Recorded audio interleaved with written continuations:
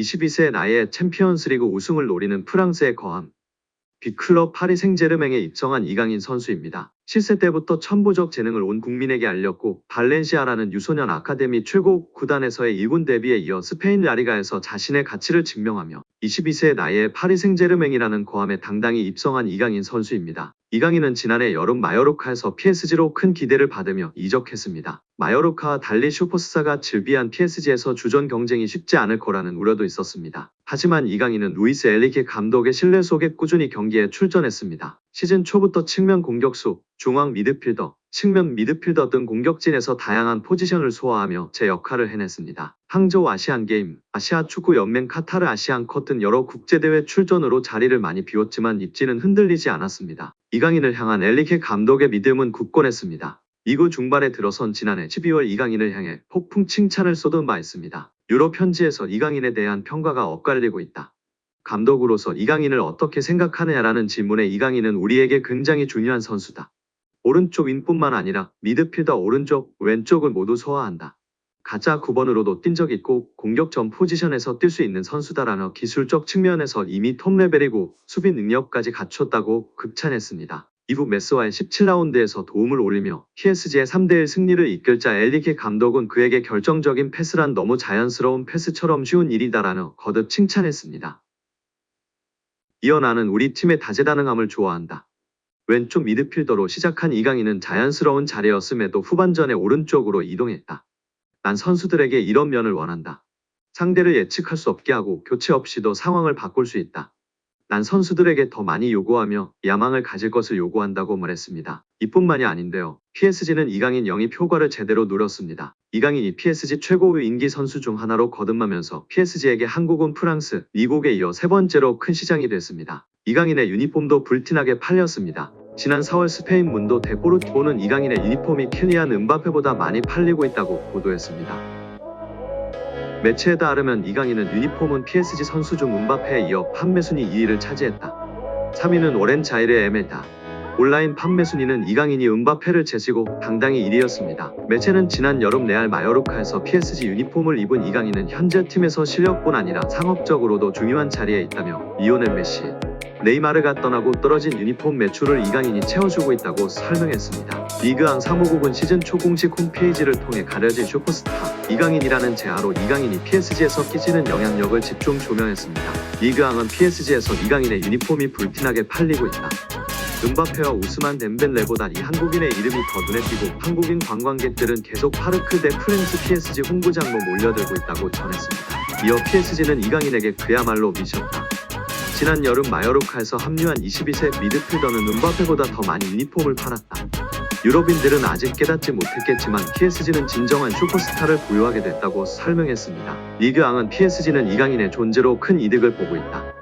루이스 엔리케 감독에게 유용한 자원일 뿐 아니라 PSG는 아시아에서 어느 때보다 큰 인기를 끌고 있다고 전했습니다. 성공적인 데뷔 시즌이지만 아쉬움도 있는데요. 이강인은 프랑스 국가대표 공격수 우스만 덴벨레, 신의 브래들리 바르콜라에 밀려 UCL 준결승전, 쿠프 드 프랑스 결승전 등 큰 경기에서 선발 제외되며 완벽한 주전을 끝내지 못했습니다. 하지만 2년차 시즌에 좀 더 날아오를 준비가 된 이강인입니다. 파리 생제르맹이 대표팀 경기에 줄줄이 불려나가는 이강인의 혹사를 우려했습니다. 프랑스 매체 PSG 콸서는 29일 이강인의 대표팀 마라톤은 아직도 끝나지 않았다며 6월 국제축구연맹 피파 북중미 월드컵 예선을 위해 한국 축구대표팀에 또 소집됐다. 한 시즌의 대표팀 경기만 20경기를 치를 수 있다고 걱정했습니다. 매체는 이강인은 파리 생제르맹 첫 시즌 동안 모든 대회에서 36경기를 뛰어오고 5도움을 기록했다.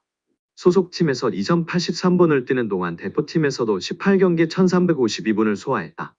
6월 월드컵 예선 2경기를 추가하면 20경기까지 늘어날 수 있다고 설명했습니다. 이강인이 참 바쁜 한 해를 보냈습니다. 지난해 여름 스페인 마요르카를 떠나 파리 생제르맹에 합류한 이강인은 새로운 팀에 적응할 시간을 충분히 부여받지 못했습니다. 군복무 해결이라는 개인 커리어에 영향을 줄 부분을 위해 이적 직후 항저우 아시안게임에 출전해야 했습니다. 더구나 아시안게임 대표팀에 합류하기 전 프리시즌에서 부상을 입었던 터라 부담감이 한층 가중됐던 시기입니다. 이강인은 아시안게임에서 황선홍의 금메달 획득에 기여했습니다. 직후 A 대표팀으로 이동했습니다. 당시 대표팀을 이끌던 위르겐 클린스만 감독이 소집해 휴식을 취하지 못했습니다. 이 시기 여론도 이강인의 동시 차출을 우려했던 만큼 이강인의 혹사 걱정은 한국과 프랑스를 가리지 않았습니다. 이후에도 이강인은 계속 대표팀을 오갔습니다. 올해 초에는 아시아축구연맹 카타르 아시안컵까지 열린 터라 대표팀 차출 횟수는 더욱 늘 수밖에 없었습니다. 아시안컵에서도 대표팀이 연장 혈투를 반복한 터라 이강인의 출전 시간은 대폭 증가했습니다. 이어 펀보 이강인은 아시안컵을 마치고 파리 생제르맹으로 돌아가 부상으로 고생했습니다. 아시안컵 전후로 선발 입지에도 영향을 미쳤습니다. 후반기에는 확고했던 주전 상황에 변화가 생기면서 교체를 오가는 시간이 늘었습니다. 특히 파리 생제르맹이 중요하게 여긴 유럽축구연맹 챔피언스리그 준결승에서는 모두 교체 출전이었고 시즌 마지막 경기였던 쿠프 드 프랑스 FA컵 결승전도 5분 출전에 그쳤습니다. PSG 컬처는 대표팀 차출을 배경으로 들었는데요. 매체는 프랑스 주장인 킬리안 음바페의 올 시즌 대표팀 출전은 7경기였다고 이강인이 3배 이상 더 출전한 부분을 주목했습니다. 물론 음바페도 올여름 유로 2024에 출전하지만 이강인은 시즌 내내 유럽과 아시아를 오가며 소화한 기록이라 소속팀에 온전히 집중하기 어려웠던 점을 살펴야 합니다. PSG 컬처도 이강인은 아시안게임에서 5경기, 아시안컵에서도 6경기에 나섰다. 또 친선전과 월드컵 예선으로 7경기를 펼쳤다며 이 모든 여정을 소화하며 쌓인 피로도는 말할 것도 없다. 파리 생제르맹에서 보여준 다소 실망스런 첫 시즌을 설명할 부분일까라고 연결했습니다. 이강인은 올 시즌 클럽과 대표팀을 통해 총 54경기에서 3,435분을 뛰었고 11골 10도움을 기록했습니다. 그럼에도 아직 김도훈호 일정이 남아있어 파리 생제르맹은 이강인의 휴가가 6월 초까지 미뤄지는 데 민감한 반응을 보여줬습니다. 올해 아시안게임, 아시안컵이라는 특수성이 있었고 아시아 선수로서 차출로 인한 장거리 비행 등은 당연한 것입니다. 오히려 다행스럽게 금메달을 아시안게임에서 따냈다는 점과 이렇게 차출이 많았음에도 엘리키의 사랑을 받았다는 점이 중요한 것 같습니다. 우리 구독자 여러분들의 생각은 어떠신가요? 조슈아 킴미히는 바이에른 뮌헨으로부터 배신감을 느끼고 있습니다. 독일 스카이 스포츠에서 활동하는 독일 이적시장 전문가인 플로리안 플레텐버그 기자는 개인 SNS를 통해 킴미히에 대한 새로운 뉴스가 있다. 이제 킴미히가 이번 여름에 뮌헨을 떠날 가능성은 배제할 수가 없다. 킴미히는 특정 조건에 의해서 떠나는 걸 배제하지 않는다고 보도하며 화제가 되고 있습니다. 독일 스카이 스포츠 소속이자 뮌헨 소식에 정통한 기자로 잘 알려져 있어 팬들의 시선이 쏠리고 있습니다. 킴미히와 연결되는 팀은 이강인의 소속팀인 PSG입니다. 플레텐베르크는 PSG는 킴미히를 즉시 혹은 여름에 원하고 있지만 아직 구체적인 대화를 나누고 있지는 않다. 또한 다른 팀들도 킴미히의 이적 가능성을 요청한 상태다라고 했습니다. 1995년생인 킴미히는 월드 클래스급 선수인데요. 슈투트가르트에서 성장해 라이프치히에서 잠재력을 인정받은 킴미히는 2015년도 시즌 뮌헨으로 합류했습니다. 킴미히는 수비형 미드필더와 센터백을 오가면서 펩 과르디올라 감독의 총애를 받기 시작했습니다. 킴미히는 2016년도 시즌부터는 미드필더 자원으로 분류돼 뮌헨에서 주전으로서의 입지를 다졌습니다. 2017년도 시즌부터는 뮌헨의 핵심이 됐는데 포지션을 우측 풀백으로 이동했습니다. 필립 람의 대체자로 낙점이 된 것입니다. 우측으로 이동해서도 킴미히는 완벽에 가까운 실력을 선보이며 찬사를 받았습니다. 2019년도 시즌부터는 다시 수비형 미드필더로 돌아와 월드 클래스급 기량을 선보이면서 뮌헨의 트래블 1등 공신이 됐습니다. 이처럼 미드필더와 풀백, 필요할 때는 센터백 포지션까지 소화할 수 있을 정도로 다양한 포지션을 소화하는 킴미히의 능력은 뮌헨에 큰 도움이 됐습니다. 기본적으로 축구 지능이 높고 나이에 비해 경기를 잃는 방식이나 패스 실력도 뛰어났던 킴미히는 일찍이 뮌헨 주전으로 자리 잡았고 축구 팬들도 그를 본작은 미드필더로 칭하고 있습니다. 20대 중반에 이미 완성된 팀 커리어를 갖고 있는데요. 킴미히는 줄곧 뮌헨의 핵심으로 활약하며 현재까지 독일 분데스리가 우승 8회, 유럽축구연맹 챔피언스리그 우승 1회, 독일 포칼컵 우승 3회 등의 우승 기록을 보유했습니다.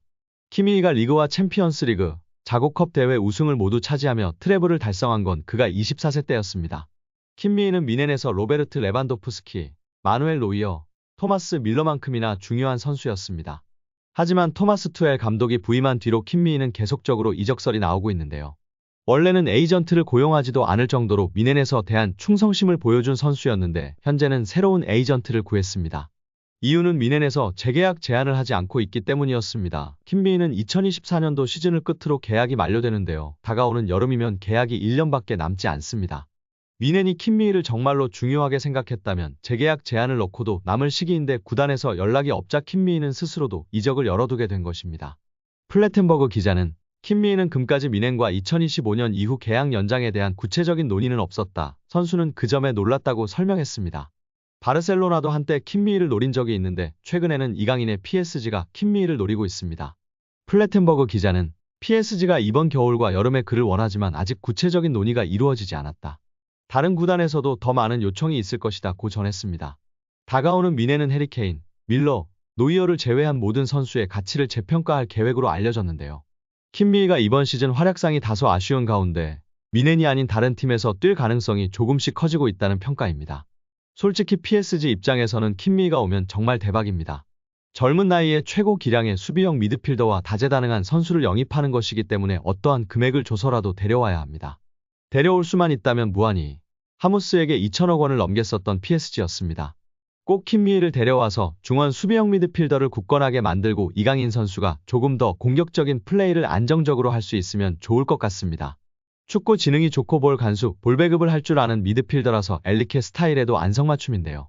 꼭 파리 생제르맹에 왔으면 좋겠습니다.